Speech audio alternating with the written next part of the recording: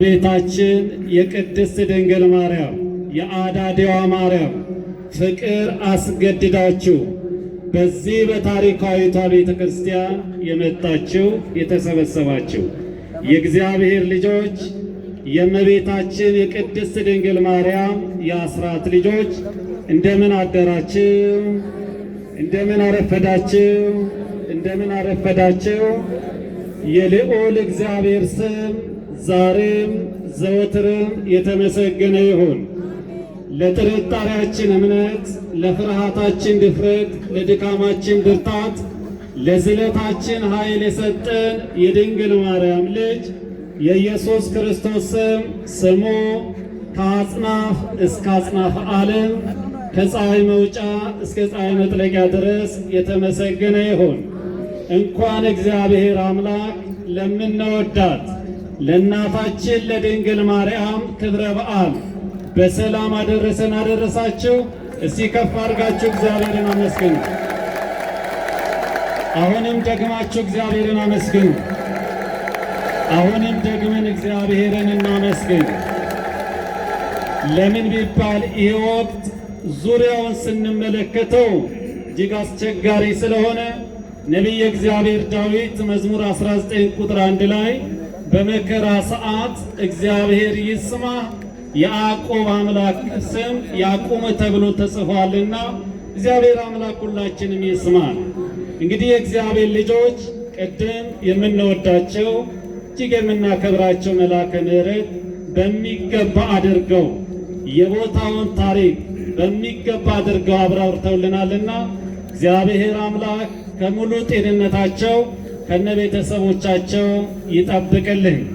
በተለይ ደግሞ ሁለቱም መልአከ ምሕረትና መልአከ ጽዮን ወንድማሞችና የአንድ ሳንቲም ገጽታ ናቸውና የዚህን ታሪክ ቦታ ለማወቅ ሩቅ ድረስ ሄደው አምጥተው ለእኛ ስላሳወቁን ሁለቱንም እግዚአብሔር አምላክ ይጠብቅልን። እግዚአብሔርን ከፍ አድርጋቸው አመስግኑልን። እንግዲህ እግዚአብሔር ልጆች ካለው ሁኔታ አንጻር ታቦተ ሕጉን በጊዜ ያወጣ ነው። እናንተም ከሩቅ ነው የመጣችሁት። ሁሉንም ነገር እስከ 6 ሰዓት አጠናቀን በጊዜ ለመሸኘት ስላሰብን እግዚአብሔር ፍጻሜያችንን ያሳምርልን። እንግዲህ ላለችን ለተወሰነ ደቂቃ አሁን እግዚአብሔር ሁላችንም የሚያስተምረን የትምህርታችን ርዕስ የሚሆነው ያከበሩኝን አከብራለሁ፣ የናቁኝን ይናቃሉ። አንደኛ ሳሙኤል ምዕራፍ 2 ቁጥር 20 ላይ ይሄን ቃል የተናገረው ራሱ ባለቤቱ እግዚአብሔር ለማን ነው ቃሉን የተናገረው? ለሊቀ ካህኑ ኤሊን የተናገረው። መቼ ነው ይሄን ቃል እግዚአብሔር አምላክ ለሊቀ ካህኑ ለኤሊ ያስተላለፈው? መቅደሱ ማደሪያው ስለረከሰበት ነው። ታሪኩ እንዲህ ነው። ሊቀ ካህኑ ኤሊ 2 ልጆች ነበሩት ይላል፣ አፍኒንና ፊናስ። እነኚህ 2 ልጆች የእግዚአብሔርን ቤተ መቅደስ እጅግ አሳዘኑ ይላል። ምንድነው ችግራቸው? የመጀመሪያው መጥፋት የማይገባውን ቀንና ሌሊት የሚበራውን መብራት ለእግዚአብሔር ምን ያደርግለታል ብለው ያንን መብራት አጠፉ ይላል። ቀስ እያለ ነውና ትዕቢት የሚመጣው፣ ኃጢአትም ቀስ እያለ ነውና እየጨመረ የሚመጣው። በዚህ እግዚአብሔር ዝም እንዳላቸው አወቁና ለእግዚአብሔር የሚገባውን የመጀመሪያ መስዋዕትን ለራሳቸው አደረጉና ወሰዱ። ይሄ ሁለተኛ ጥፋት። በዚህም እግዚአብሔር ዝም አለ ነው የሚለው። ሶስተኛ ጥፋት ይሄም አላልስ ሲላቸው በዙሪያቸው ከሚያገለግሉ ሴቶች ጋር መዳራትና ዝሙት መፈጸም ጀመሩ። ከዚህ የተነሳ ነው ሕዝቡ ሲመለከት አዘኑ። ክርስቲያኖች፣ ኦርቶዶክሳውያን ልብ ብላችሁ አስተውሉ። የሊቀ ካህኑ ኤሊ አመራሩ የልጆቹ ችግር በተደረገ ሰዓት የመጀመሪያው የሕዝቡ ልብ ነው የተሰበረው። ሁለተኛው ልጆቹ ኃጢአት እየሰሩ ሲሄዱ ሌሎችም ሰዎች ኃጢአትን እየተደፋፈሩ መጡ። ሶስተኛ የእግዚአብሔር ክብር እየተነቀፈ መጣ። የታለ የእግዚአብሔር ኃይል? የታለ የእግዚአብሔር ክንድ ማለት ተጀመረ። በዚህ ሰዓት ነው እነኚህ ልጆች ሊሰሙ ስላልቻለ ሕዝቡ ወደ ሊቀ ካህኑ ኤሊ መጡ ይላል። ሊቀ ካህኑ ኤሊ እንዲህ አሉት፣ የእግዚአብሔር ቤት ልጆች እያረከሱብን ነው፣ ቁጣ እንዳያመጡብን እባክህን ልጆችን ንገርልን አሉት ይላል። ልጆቹን ጠራ ሊቀ ካህኑ ኤሊ። እባካችሁ ልጆቼ የእግዚአብሔር ሕዝብ አለ። ልብ በሉ፣ የእግዚአብሔር ሕዝብ መጥቶ ነግሮኛል። እናንተ በመቅደሱን እያረከሳችሁ ነው፣ ይቅርባችሁ። ሰውና ሰው ቢጣላ እግዚአብሔር ጣልቃ ገብቶ ጉዳዩን ይፈታል፣ ይዳኛል። ሰውና እግዚአብሔር ቢጣላ ማን ይዳኛል ብሎ ዝም አለ ነው የሚለው። በዚህ ሰዓት አሁንም ኃጢአታቸው እየጨመረ መጣ። የመጀመሪያ ማስጠንቀቂያ በሕዝቡ ነገረው። ሁለተኛ ጊዜ የእግዚአብሔር ሰው መጣ። ሊቀ ካህኑ ኤሊ እንዲህ አለው፣ እግዚአብሔር እንዲህ ይላል፣ ከግብፅ አውጥቼ አከበርኩ፣ ከአባት ቤትም ከሕዝብ አንተን መረጥኩ፣ ለዘላለም ካህን እንድትሆነን በዚህ ቤት አስቀምጬ ነበረ። አሁን ግን ከኔ ይልቅ ልጆችን አከበርክ፣ ልጆችን አልገሰስክም። ከዚህ የተነሳ በቤት ሽማግሌ አይኖርም። ከዚህ የተነሳ በአንተ ምክንያት 2 ጎልማሳ ልጆች ይሞታሉ፣ የእግዚአብሔርን የመገለጫም ጭምር እስከ መሰደድ ይደርሳል ብሎ እግዚአብሔር ነገረው ይላል። ሊቀ ካህኑ ኤሊ ዝም አለ። ብዙ ጊዜ የሊቀ ካህኑ ኤሊ ችግር እንደፈለገው መናገር እንጂ ልጆቹን አይገስጽም፣ አይናገርም። አሁን እግዚአብሔር ለሶስተኛ ጊዜ መጣ። እጅግ የሚደንቅ እግዚአብሔር የመረጣት ሐና የተባለች ሴት የ3 ዓመት ልጇን ተስላ ስለነበረ ለሊቀ ካህኑ ኤሊ ሰጥታለች። ክርስቲያኖች አስተውሉ። ሊቀ ካህኑ ኤሊ ልጆቹን መምራት አልቻለም። ልጆቹ ምናምንቴና እግዚአብሔር ቤት ያረከሱ ናቸው። ይህቺ ሴት ግን የ3 ዓመት ልጇን በእንዲህ ያለ መልኩ ይዛ ወደ ቤተ መቅደስ ይዛ መጣች ይላል። ጉዳዩዋ ከእግዚአብሔር ጋር ስለሆነ እግዚአብሔር ያሳድገዋል ብላ ሊቀ ካህኑ ኤሊንም አልተመለከተችም። አፍኒንና ፊናንስንም አላየችም። ያየችው እግዚአብሔርና እግዚአብሔር ብቻ ነው። እናንተም ማየት ያለባችሁ እግዚአብሔርን ብቻ ነው። የመጣ ነው ማንን ለማምለክ ነው? እግዚአብሔርን ለማምለክ ነው። እግዚአብሔርን ብቻ እዩ። የዛን ሰዓት የተሰበረ ልባችሁ ይጠገናል፣ እንባችሁ ይታበሳል፣ ቀና ብላችሁ እንድትሄዱ ይሆናል። ጭንቀታችሁን ሁለመናችሁን እግዚአብሔር እንደሚያከናውን አትጠራጠሩ። ከሰው ላይ ዓይናችሁን አንሱና እግዚአብሔር ላይ ዓይናችሁን ጣሉ። ይቺ ሴት በእግዚአብሔር ላይ ጣለች፣ አምጥታ ለሊቀ ካህኑ ሰጥታለች። እግዚአብሔርም ይላል ሳሙኤልን ያሳድግ ነበር ይላል። ማን ነው የሚያሳድገው? እግዚአብሔር። ልጆቻችንን እግዚአብሔር በመንፈስ ያሳድግልን። እግዚአብሔር ያሳደገው ልጅ ፍጻሜው ያማረ ነው የሚሆን። በዚህ ሰዓት እግዚአብሔር አሁን መጣ ይላል። ራሱ እግዚአብሔር መናገር ጀመረ። የ3 ዓመት ሕፃን ሳሙኤል በቤተ መቅደስ ተኝተዋል። እግዚአብሔር ሳሙኤል ሳሙኤል ብሎ ጠራው ይላል። የእግዚአብሔር ድምፅ የማይሰማበት ዘመን። ይሄ ብላቴና የእግዚአብሔርን ድምፅ አያውቅም። የሚያውቀው የሊቀ ካህኑ የኤሊ ድምፅ ብቻ ነው። እየሮጠ ወደ ሊቀ ካህኑ ሄደ። አባቴ ሆይ ጠራኸኝን አለው። አልጠራውም፣ ሂድና ተኛ አለ። ሁለተኛውንም እግዚአብሔር መጣ። ሳሙኤል ሳሙኤል ብሎ ተናገረ። አሁንም ወደ ሊቀ ካህኑ ኤሊ ሄደ።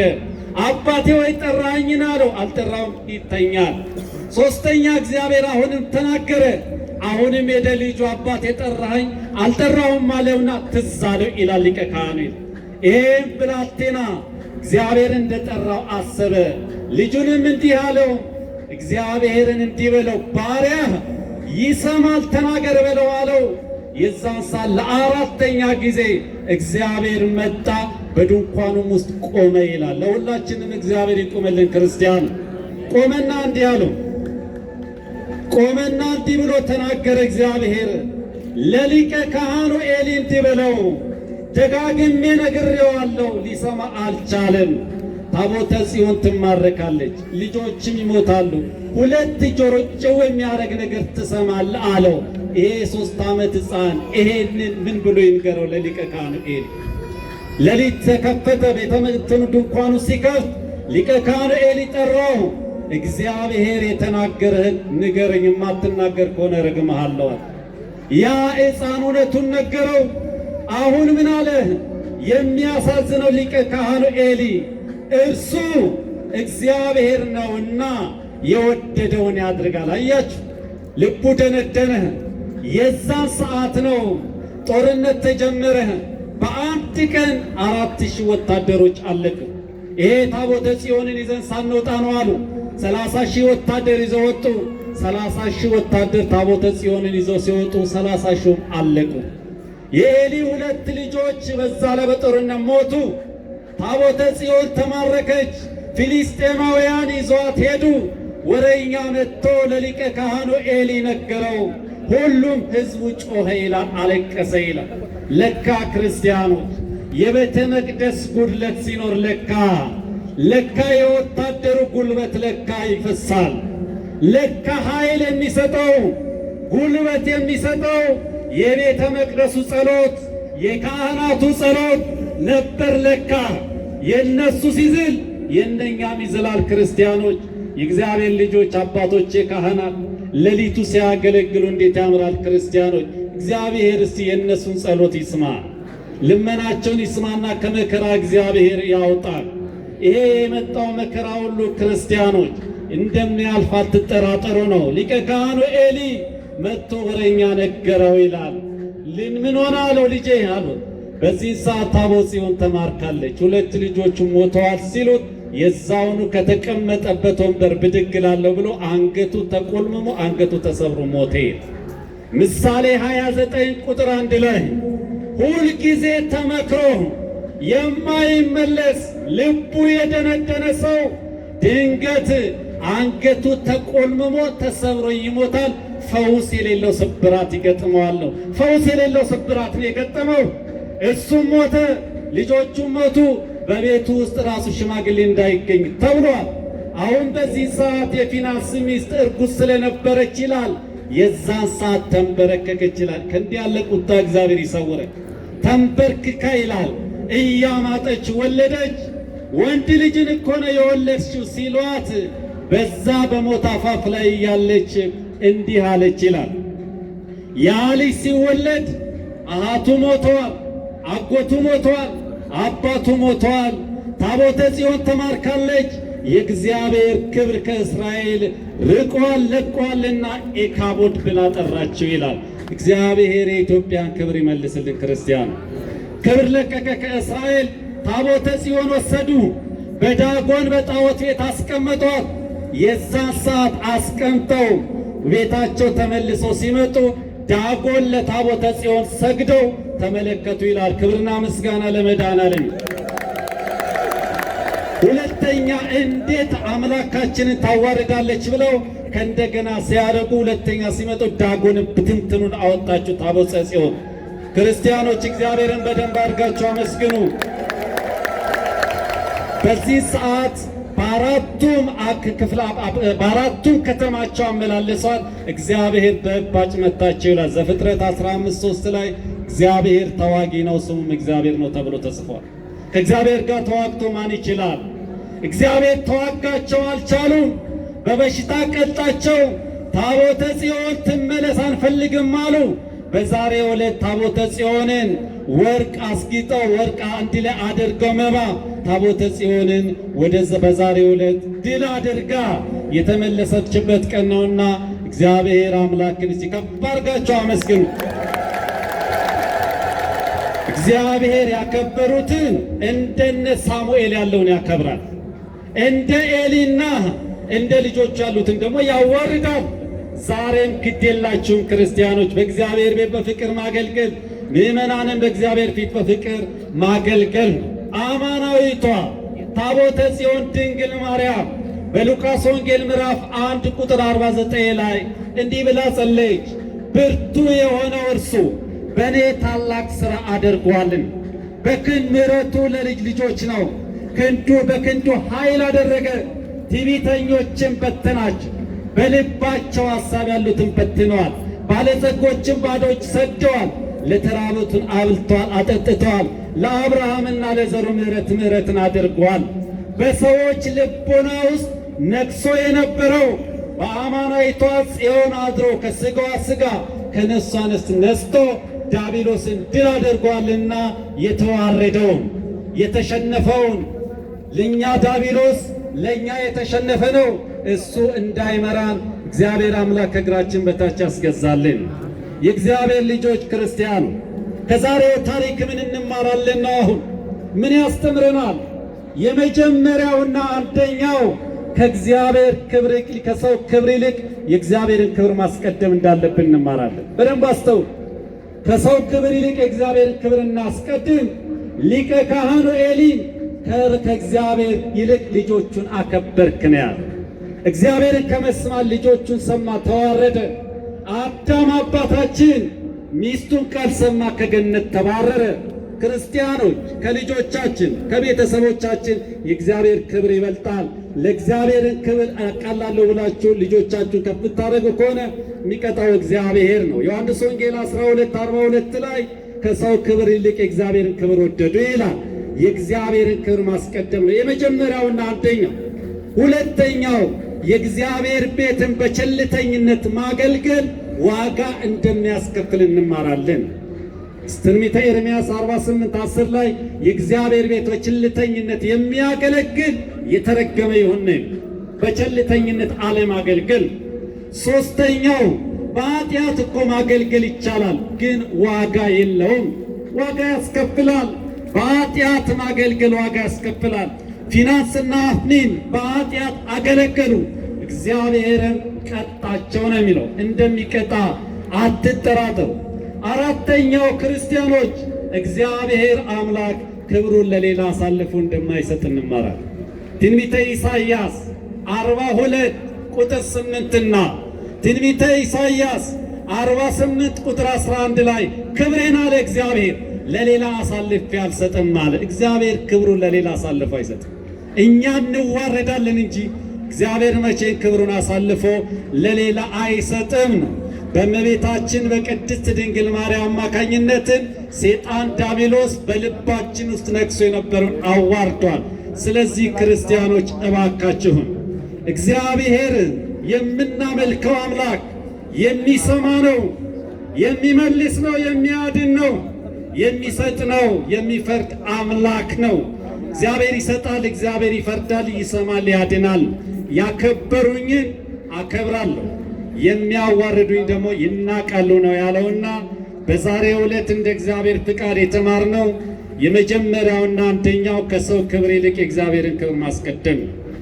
ሁለተኛው እግዚአብሔር ቤት በቸልተኝነት ማገልገል ዋጋ የሚያስከፍል። ሦስተኛው በኃጢአት ማገልገል ይቻላል፣ ግን ዋጋ ያስከፍላል። አራተኛው እግዚአብሔር ክብሩን ለሌላው አሳልፎ እንደማይሰጥ የተማርንበት የመጽሐፍ ቅዱስ ክፍል ነው። እግዚአብሔር አምላክ የሰማነውን በዝነ ልቦናችን ያሳድርብን። የእግዚአብሔር ቸርነት፣ የድንግል ማርያም አማላጅነት፣ የቅዱሳን የጻድቃን የሰማዕታት ተራዳይነት ከሁላችን ጋር ይሁን። ወስብሐት ለእግዚአብሔር።